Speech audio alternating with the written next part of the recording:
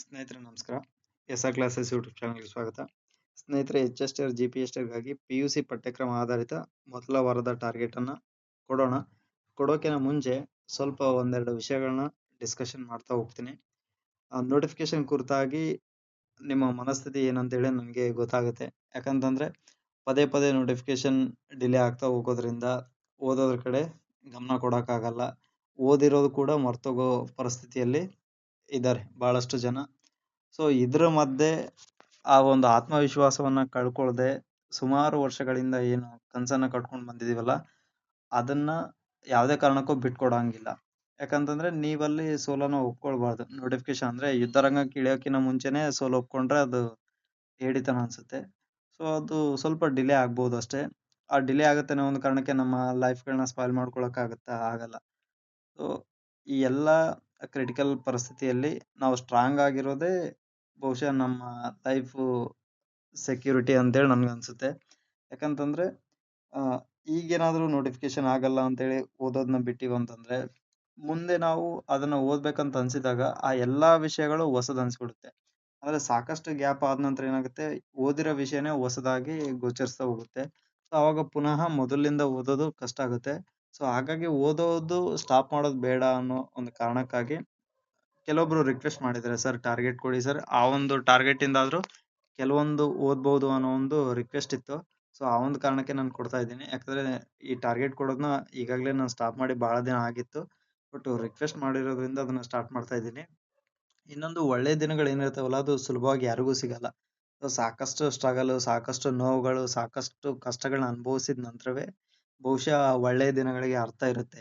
ಎಲ್ಲಾ ಒಳ್ಳೆ ದಿನಗಳು ಈಸಿಯಾಗಿ ಸಿಕ್ಕರೆ ಅದು ನಮ್ಮ ಕಷ್ಟಗಳಿಗೂ ಅದಕ್ಕೂ ವ್ಯತ್ಯಾಸನೇ ಗೊತ್ತಾಗಲ್ಲ. ಸೊ ಒಳ್ಳೆ ದಿನಗಳನ್ನ ನಾವು ಚೆನ್ನಾಗಿ ಅನುಭವಿಸ್ಬೇಕಂತಂದ್ರೆ ಈ ಎಲ್ಲಾ ದಿನಗಳನ್ನ ನಾವು ದಾಟ್ಕೊಂಡು ಹೋಗ್ಲೇಬೇಕಾಗತ್ತೆ. So hope ಕಳ್ಕೊಬೇಡಿ. ಆತ್ಮವಿಶ್ವಾಸ ನಿಮ್ಮಲ್ಲಿ ಎಷ್ಟು ದಿನ ಇರುತ್ತೆ ಅಲ್ಲಿವರೆಗೂ ನೀವೊಂದು ಹೋಪ್ ಇಟ್ಕೊಂಡಿರ್ತೀರ. ಅಂದ್ರೆ ಅಲ್ಲಿವರೆಗೂ ನೀವು ಗೆಲ್ತೀರ ಅನ್ನೋ ಒಂದು ನಂಬಿಕೆ ನಿಮ್ಮಲ್ಲಿ ಇರುತ್ತೆ. ಯಾವಾಗ ನಿಮ್ಮ ಆತ್ಮವಿಶ್ವಾಸ ಕಳೆದೋಗುತ್ತೆ, ನಿಮ್ಮನ್ನ ನೀವೇ ನಂಬ್ಕೊಳಕ್ಕಾಗಲ್ಲ. ಸೊ ಯಾವುದೇ ಒಂದು ಯಶಸ್ಸು ಸಾಧಿಸ್ಲಿಕ್ಕಾಗಲ್ಲ.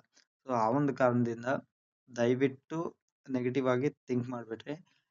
ನಾವು ಏನ್ ಫೀಡ್ ಕೊಡ್ತೀವೋ ಅದೇ ಮುಂದೆ ಆಗುತ್ತೆ. ಅಂದ್ರೆ ಫಾರ್ ಎಕ್ಸಾಂಪಲ್, ನೀವು ನೆಗೆಟಿವ್ ಆಗಿ ನಿಮ್ಮ ಮೈಂಡಿಗೆ ಮೋಟಿವೇಟ್ ಕೊಡ್ತಾ ಹೋಗಿರಾ, ನೆಗೆಟಿವ್ ರಿಸಲ್ಟ್ಸೇ ಬರುತ್ತೆ. ಪಾಸಿಟಿವ್ ಆಗಿ ನೀವು ಫೀಡ್ ಕೊಡ್ತಾ ಹೋದ್ರೆ ಅದು ಪಾಸಿಟಿವ್ ಆಗೇ ಬರುತ್ತೆ.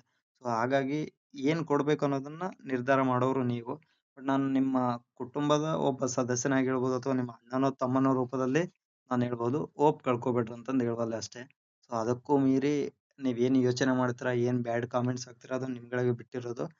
ಸೊ ನೀವೇನೇ ಮಾಡ್ಕೊಳ್ರಿ, ಬಟ್ ಒಂದು ಆಸ್ ಎ ಫ್ರೆಂಡ್ ಅಥವಾ ಆಸ್ ಎ ಫ್ಯಾಮಿಲಿ ಮೆಂಬರ್ ಆಗಿ ನಾನು ಏನ್ ನಿಮ್ಗಳಿಗೆ ಓದೋ ಟ್ರ್ಯಾಕಲ್ಲಿ ಕರ್ಕೊಂಡು ಹೋಗ್ಬೋದು ಅಷ್ಟು ಮಾತ್ರ ಪ್ರಯತ್ನ ಮಾಡೋದಲ್ಲೇ. ಬಟ್ ನೋಟಿಫಿಕೇಶನ್ ಮಾಡಿಸೋದಂತೂ ನಮ್ಮ ಕೈಯಲ್ಲಿಲ್ಲ. ಸೊ ಅಲ್ಲಿವರೆಗೂ ನಿಮ್ಮ ಒಂದು ಮನಸ್ಥಿತಿಯನ್ನ ಹತೋಟಿಯಲ್ಲಿ ಇಡೋ ಪ್ರಯತ್ನವನ್ನು ಮಾಡ್ತಾ ಹೋಗ್ತೀನಿ ಅಷ್ಟೇ. ಈಗ HSTR ಗೋಸ್ಕರ ಈ ಸಿಲೆಬಸ್ನ ನೋಡ್ತಾ ಹೋಗೋಣ. ಈ ಒಂದು ವಾರದ ಟಾರ್ಗೆಟ್ ಅನ್ನ ಕೊಡೋಕಿನ ಮುಂಚೆ ಜಸ್ಟ್ ಟೆಸ್ಟ್ ಸೀರೀಸ್ ಬಗ್ಗೆ ಒಂದು ಮಾಹಿತಿಯನ್ನ ಕೊಡ್ತಾ ಹೋಗ್ತೀನಿ. ಈ ಟೆಸ್ಟ್ ಸೀರೀಸ್ ನಾನು ಯಾವ ರೀತಿ ಪ್ಲಾನ್ ಮಾಡ್ಬೇಕು ಅನ್ಕೊಂಡಿದ್ದೀನಿ ಅಂದ್ರೆ, 1 ವೀಕ್ ಅಥವಾ 10 ಡೇಸ್ಗೋಸ್ಕರ ಟಾರ್ಗೆಟ್ ಕೊಟ್ಟು ಆ 10 ಡೇಸ್ ಅಲ್ಲಿ ಏನ್ ಟಾರ್ಗೆಟ್ ಕೊಟ್ಟಿದ್ವಲ್ಲ ಅದರಲ್ಲೇ ಆ ಟೆಸ್ಟ್ ಕಂಡಕ್ಟ್ ಮಾಡಬೇಕು ಅನ್ನೋದು. ಅಂದ್ರೆ ಬಿಫೋರ್ ಟೆಸ್ಟ್ ಡೇಟ್ ಹೇಳಿ ಅಲ್ಲಿ ಕೊಟ್ಟಿರೋ ಸಿಲೆಬಸ್ ವಿತ್ ರೀಸನ್ ಅವೆರಡು ಕಂಪ್ಲೀಟ್ ಆದ ನಂತರ ಟೆಸ್ಟ್ ಕಂಡಕ್ಟ್ ಮಾಡ್ಬೇಕು ಅಂತಂದು ಥಿಂಕ್ ಮಾಡಿದ್ದೆ. ಸೊ ಅದು ಫಾಲೋ ಅಪ್ ಮಾಡ್ಲಿಕ್ಕೆ 100% ಕೂಡ ನಾನು ಎಫರ್ಟ್ಸ್ ಹಾಕ್ತೀನಿ. ಸೊ ಅದರ ಪ್ರಕಾರ ನಿಮ್ಮ ಎಫರ್ಟ್ಸ್ ಕೂಡ ಇದ್ರೆ ಬಹಳಷ್ಟು ಒಳ್ಳೆಯದು. ಈ ಟೆಸ್ಟ್ ಸೀರೀಸ್ ಬಗ್ಗೆ ಏನಾದರೂ ನಿಮಗೆ ಡೌಟ್ಸ್ ಬಂದ್ರೆ ಈ 2 ನಂಬರ್ಗೆ ನೀವು ಕಾಂಟ್ಯಾಕ್ಟ್ ಮಾಡಿ, ವಾಟ್ಸಪ್ ಮಾಡಿ, ಕಾಲ್ ಮಾಡಬೇಡಿ. ಈ ವಾಟ್ಸಪ್ ಮಾಡೋದ್ರ ಮೂಲಕ ನೀವು ಮಾಹಿತಿಯನ್ನ ಪಡಿಬಹುದು. 8123770811 7676464251 ಈ 2 ನಂಬರಲ್ಲೇ ನೀವು ಕಾಂಟ್ಯಾಕ್ಟ್ ಮಾಡೋದ್ರ ಮೂಲಕ ಮಾಹಿತಿಯನ್ನ ಪಡಿಬಹುದು. ಸೊ ಈಗ ಈ ಒಂದು ವಾರದಲ್ಲಿ ನಾನು ಕೊಡ್ತಾ ಇರೋ ಸಿಲೆಬಸ್ ಏನಪ್ಪಾ ಅಂತಂದ್ರೆ, ಜಿಯೋಗ್ರಫಿ ಕೊಡ್ತಾ ಇದ್ದೀನಿ ಪ್ಲಸ್ ಹಿಸ್ಟ್ರಿಯನ್ನ ಕೊಡ್ತಾ ಇದ್ದೀನಿ. 2 ಸಿಲೆಬಸ್ ಒಂದ್ ರೇಂಜ್ಗೆ ಹೋದ ನಂತರ, ಅಂದ್ರೆ 2 ಬುಕ್ಸ್ ಒಂದ್ ರೇಂಜ್ಗೆ ಹೋದ ನಂತರ ಬೇರೆ ಸಿಲೆಬಸ್ ಅಂದ್ರೆ ಈಗ ಕೊಟ್ಟಿರೋ ಸಿಲೆಬಸ್ ನೆಕ್ಸ್ಟ್ ವೀಕಲ್ಲಿ ಇರಲ್ಲ. ಬೇರೆ ಸಿಲೆಬಸ್ನ ಬೇರೆ ಲೆಸನ್ಸ್ನ ಕೊಡ್ತಾ ಹೋಗ್ತೀನಿ. ಯಾಕಂತಂದ್ರೆ ಕೆಲವೊಬ್ಬರಿಗೆ ಹಿಸ್ಟ್ರಿ ಅನ್ನೋ ಸಬ್ಜೆಕ್ಟು ಇಂಟ್ರೆಸ್ಟ್ ಇದ್ರೆ ಜಿಯೋಗ್ರಫಿ ಅರ್ಥ ಆಗದೆ ಅದು ಬ್ಯಾಕ್ ಉಳಿಯೋ ಚಾನ್ಸಸ್ ಇರುತ್ತೆ. ಸೊ ಈಗ ನಾನು ಸಂಪೂರ್ಣವಾಗಿ ಜಿಯೋಗ್ರಫಿನೇ ಕೊಟ್ಟಿನ ಅಂತಂದ್ರೆ ಅಲ್ಲಿ ಇಂಟ್ರೆಸ್ಟ್ ಇರ್ಲಾರ್ದು ಏನಾಗುತ್ತೆ, ಓದ್ದೇನೆ ಅದು ಅಲ್ಲಿಗೆ ಹೋಲ್ಡ್ ಆಗಿಬಿಡುತ್ತೆ, ಅಥವಾ ಅರ್ಥನೇ ಆಗ್ಲಾರ್ದಂಗೆ ಅದು ಸ್ಟಾಪ್ ಆಗಿಬಿಡುತ್ತೆ. ಕೆಲವೊಮ್ಮೆ ಅದೇ ಜಿಯೋಗ್ರಫಿಯಿಂದ ಕ್ವಶನ್ಸ್ ಜಾಸ್ತಿ ಬಂದಾಗ ಅಲ್ಲಿ ಸ್ಕೋರ್ ಮಾಡ್ಲಿಕ್ಕೆ ಆಗಲ್ಲ. ಸೊ ಇನ್ನು ನೆಕ್ಸ್ಟ್ ಕೆಲವೊಬ್ರು ಹಿಸ್ಟ್ರಿ ಇರುತ್ತೆ, ಹಿಸ್ಟ್ರಿನ ಫುಲ್ಲು ಓದ್ತಾರೆ, ಜಿಯೋಗ್ರಫಿ ನೆಗೆಟಿವ್ ಅಂದ್ರೆ ನೆಗ್ಲಿಜೆನ್ಸಿ ಮಾಡ್ತಾರೆ. ಇನ್ನು ಒಂದು ವಾರದಲ್ಲಿ ಜಿಯೋಗ್ರಫಿ ಎಷ್ಟಾಗುತ್ತೆ, ಹಿಸ್ಟ್ರಿ ಎಷ್ಟಾಗುತ್ತೆ ಅಷ್ಟನ್ನ ಕಂಪ್ಲೀಟ್ ಮಾಡಿಕೊಂಡು ನೆಕ್ಸ್ಟ್ ವೀಕಲ್ಲಿ ನಾವು ಬೇರೆ ಸಬ್ಜೆಕ್ಟನ್ನು ಕ್ಯಾರಿ ಮಾಡ್ಕೊಂಡು ಹೋದಾಗ ಎಲ್ಲ ಸಬ್ಜೆಕ್ಟರಿಗೆ ನಾವು ಈಕ್ವಲ್ ಇಂಪಾರ್ಟೆನ್ಸ್ ಕೊಟ್ಟಂಗಾಗುತ್ತೆ. ಈಕ್ವಲ್ ಇಂಪಾರ್ಟೆನ್ಸ್ ಕೊಟ್ಟಾಗ ಮಾತ್ರ ಯಾವುದೇ ಕ್ವಶನ್ನಿಂದ ಯಾವುದೇ ಸಬ್ಜೆಕ್ಟಿಂದ ಎಷ್ಟೇ ಕ್ವಶನ್ಸ್ ಬಂದರೂ ಕೂಡ ನಾವು ಈಕ್ವಲ್ ಆಗಿ ಫೇಸ್ ಮಾಡ್ಬೋದು. ಫಾರ್ ಎಕ್ಸಾಂಪಲ್, ಕೆಲವೊಮ್ಮೆ ನಾವು ಹಿಸ್ಟ್ರಿಗೆ ಜಾಸ್ತಿ ಪ್ರಿಫರೆನ್ಸ್ ಕೊಡ್ತೀವಿ, ಇಂಡಿಯನ್ ಕಾನ್ಸ್ಟಿಟ್ಯೂಷನ್ಗೆ ಅಥವಾ ಪೊಲಿಟಿಕಲ್ ಸೈನ್ಸ್ಗೆ ಜಾಸ್ತಿ ಪ್ರಿಫರೆನ್ಸ್ ಕೊಟ್ಟು ಓದಿರ್ತೀವಿ. ಮ್ಯಾಕ್ಸಿಮಮ್ ಕ್ವಶನ್ಸ್ ಜಿಯೋಗ್ರಫಿಯಿಂದ ಬಂದಾಗ ಜಿಯೋಗ್ರಫಿಯಲ್ಲಿ ನಾವು ಮಾರ್ಕ್ಸ್ನ ಕಳ್ಕೊಬೇಕಾಗುತ್ತೆ. ಸೊ ಹಂಗಾಗಿ ಎಲ್ಲದಕ್ಕೂ ನಾವು ಈಕ್ವಲ್ ಇಂಪಾರ್ಟೆನ್ಸ್ ಕೊಡ್ಬೇಕಂತಂದ್ರೆ ಫುಲ್ಲು ಒಂದು ಸಬ್ಜೆಕ್ಟ್ ಮುಗಿಸಿ ಆಮೇಲೆ ಇನ್ನೊಂದು ಸಬ್ಜೆಕ್ಟ್ ತಗೊಳ್ಳೋದಲ್ಲ. ಯಾಕಂದ್ರೆ ಇನ್ನೊಂದು ಸಬ್ಜೆಕ್ಟ್ ತಗೊಂಡಾಗ ಏನಾಗುತ್ತೆ, ಡಿಸ್ಕಂಟಿನ್ಯೂ ಆದಾಗ ಲಾಂಗ್ ಗ್ಯಾಪ್ ಆಗುತ್ತೆ. For example, history first week ತಗೊಂಡಾಗ ಇಂಡಿಯನ್ ಕಾನ್ಸ್ಟಿಟ್ಯೂಷನ್ ಸೆಕೆಂಡ್ ವೀಕ್ ತೊಗೊಂಡ್ರೆ, geography third weak, economics fourth week ತಗೊಂಡಾಗ ಫಸ್ಟ್ ವೀಕಲ್ಲಿ ನಾವು ಏನು ಓದಿದ್ವಿ ಎಲ್ಲವೂ ಮರ್ತೋಗ್ಬೇಕಾಗುತ್ತೆ. ಸೊ ಹಂಗಾಗಿ ಎಲ್ಲವೂ ಕೂಡ ಈಕ್ವಲ್ ಆಗಿ ಹ್ಯಾಂಡಲ್ ಮಾಡ್ಕೊಂಡು ಹೋದಾಗ ರಿವಿಷನ್ ಟೈಮಲ್ಲಿ ನಿಮಗೆ ಹೆಲ್ಪ್ ಆಗ್ತಾ ಹೋಗುತ್ತೆ. ಸೊ ಈ ಒಂದು ಬೇಸಿಸ್ ಮೇಲೆ ನಾನು ಟಾರ್ಗೆಟ್ ಅನ್ನು ಸೆಟ್ ಮಾಡ್ತಾ ಹೋಗಿದ್ದೀನಿ. ಈಗ ಟಾರ್ಗೆಟ್ ಅನ್ನು ಕೊಡ್ತಾ ಹೋಗ್ತೀನಿ. ಈಗ ಬಂದ್ಬಿಟ್ಟು ಇದು history second PUC history, first PUC ಜಾಗತಿಕ ಇತಿಹಾಸ ಇರೋದ್ರಿಂದ ಸೆಕೆಂಡ್ PUC ಹಿಸ್ಟ್ರಿ ಇದೆ. ಅದರ ಜೊತೆಗೆ ಫಸ್ಟ್ PUC ಜಿಯೋಗ್ರಫಿ ಇದೆ. ಇವೆರಡೂ ಅಂದ್ರೆ ಜಸ್ಟ್ ಎಲ್ಲಿ ಕ್ವಶನ್ಸ್ ಜಾಸ್ತಿ ರೈಸ್ ಆಗ್ಬೋದು ಅನ್ನೋ ಒಂದು ಕಾನ್ಸೆಪ್ಟ್ ಇಟ್ಕೊಂಡು ಈ ಒಂದು ಬುಕ್ನ ನಾನು ಅಲಾಟ್ ಮಾಡಿದ್ದಷ್ಟೇ. ಯಾಕೆ ಸರ್ ಫಸ್ಟ್ ಇಯರ್ ಇಂಪಾರ್ಟೆಂಟ್ ಅಲ್ವಾ ಅಂತಂದ್ರೆ, ಸೆಕೆಂಡ್ ಇಯರ್ಗೆ ಕಂಪೇರ್ ಮಾಡಿದ್ರೆ ಹಿಸ್ಟ್ರಿಯಲ್ಲಿ ಫಸ್ಟ್ ಇಯರ್ ಅಷ್ಟು ಇಂಪಾರ್ಟೆಂಟ್ ಅಲ್ಲ. ನಾವು ಸೆಕೆಂಡ್ ಇಯರ್ ಜಿಯೋಗ್ರಫಿ ಕಂಪೇರ್ ಮಾಡಿದ್ರೆ ಅದು ನಮ್ಗೆ ಅರ್ಥ ಆಗ್ಬೇಕಂದ್ರೆ ಫಸ್ಟ್ ಇಯರ್ನ ನಾವು ಓದಲೇಬೇಕಾಗುತ್ತೆ.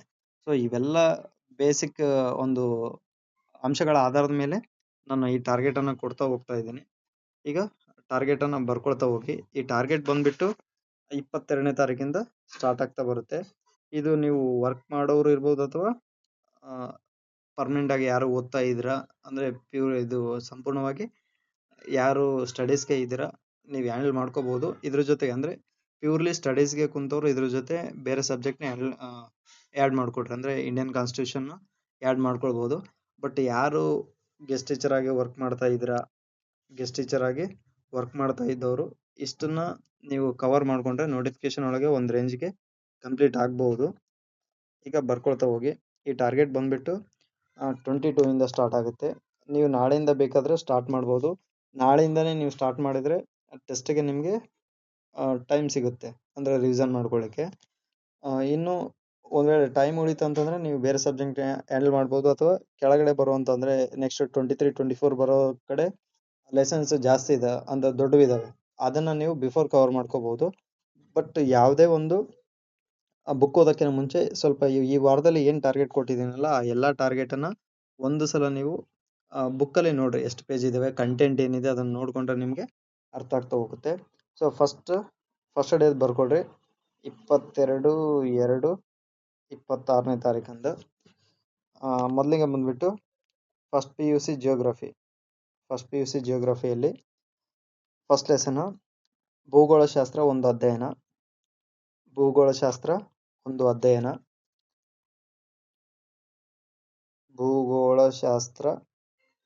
ಒಂದು ಅಧ್ಯಯನ. ಅದಾದ ನಂತರ ಎರಡನೇದು ಭೂಮಿ. ಇವೆರಡು ಚಿಕ್ಕ ಪಾಠಗಳಿದ್ದಾವೆ, ಅದನ್ನು ಮುಗಿಸ್ಬೋದು. ಅದಾದ ನಂತರ ಸೆಕೆಂಡ್ PUC ಹಿಸ್ಟ್ರಿಯಲ್ಲಿ ಫಸ್ಟ್ ಪಾಠ ಬಂದ್ಬಿಟ್ಟು ಪೀಠಿಕೆ.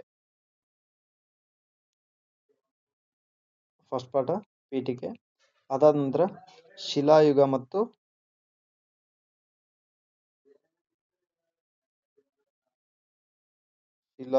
ಮತ್ತು ಲೋಹಗಳ ಯುಗ.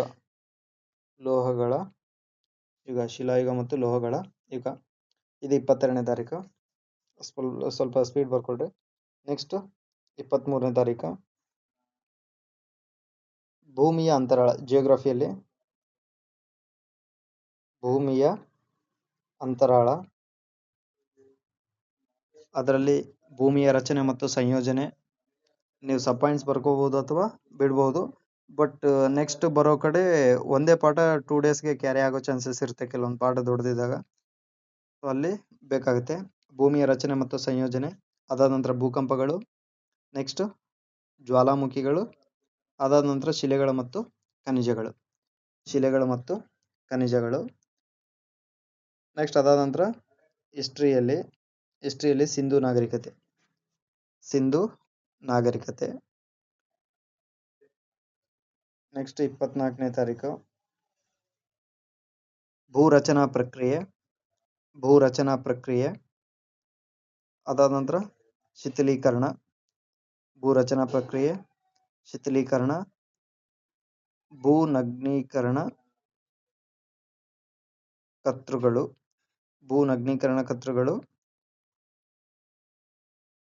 ಅದರಲ್ಲಿ ನದಿಯ ಕಾರ್ಯ.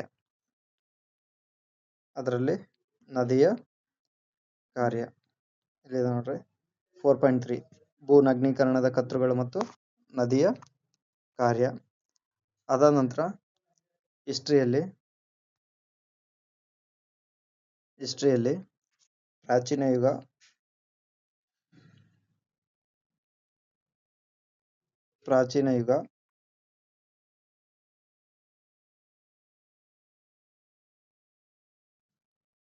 ಈ ಪ್ರಾಚೀನ ಯುಗ ಪಾಠದಲ್ಲಿ ವೈದಿಕ ಸಂಸ್ಕೃತಿಯ ಮೂಲ ಮತ್ತು ಪ್ರಮುಖ ಲಕ್ಷಣಗಳು.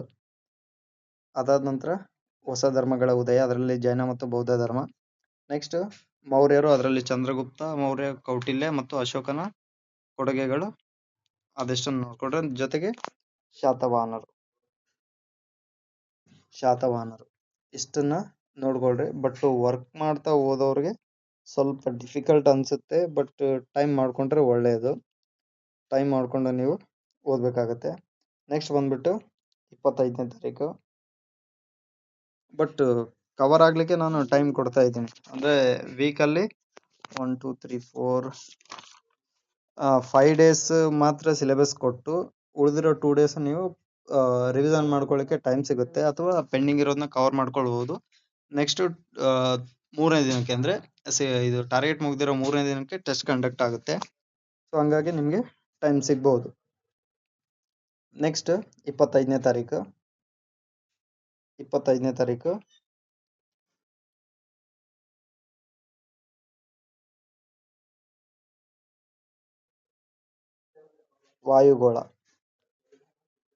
ವಾಯುಗೋಳ, ಅದರಲ್ಲಿ ವಾಯುಮಂಡಲದ ಸಂಯೋಜನೆ ಮತ್ತು ರಚನೆ. ನೆಕ್ಸ್ಟ್ ಉಷ್ಣಾಂಶ, ಅದಾದ ನಂತರ ವಾಯುಮಂಡಲದ ಒತ್ತಡ. ಇಷ್ಟು ಇದಾದ ನಂತರ ಪ್ರಾಚೀನ ಯುಗದಲ್ಲಿ ಕುಶಾಣರು, ಗುಪ್ತರು,